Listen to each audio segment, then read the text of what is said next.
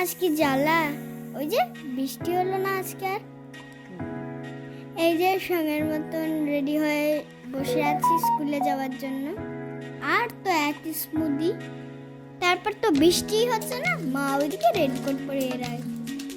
আজ তো চিকেন হবে, এই যে মা রান্না করছে।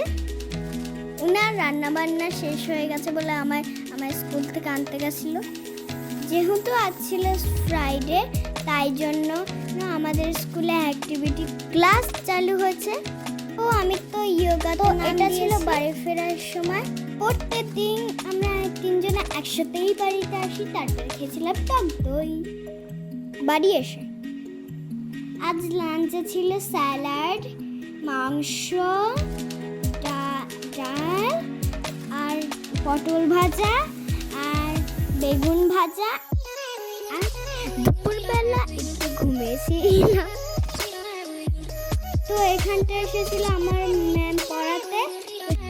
তারপরে চলে গেলাম মামার বাড়ি গিয়েই তো গেট বন্ধ। আমার আর কি রাগটা ধরলো বাবা। তারপর আমার দিদা মহারানী আসলো, ফোনে কথা বলতে বলতে এসে গেট খুললো। আর সন্ধ্যেবেলা কিনলাম আলো করো। তারপর দিদা গেছিল মায়ের মামা বাড়ি। তো বম্মা আমার জন্য একটা পুতুল পাঠিয়েছে। আর তো ভীষণ পছন্দ হয়েছে, বলতাম যে থ্যাংক ইউ বম্মা।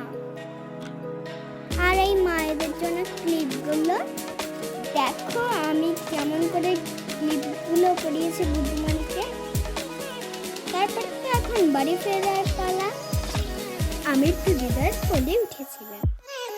এখন একটু কোলে কোলে যাই, এবারে তার যেতে পারবো না। হোক, বাড়ি এসে ডিনার করলাম চিকেন দিয়ে।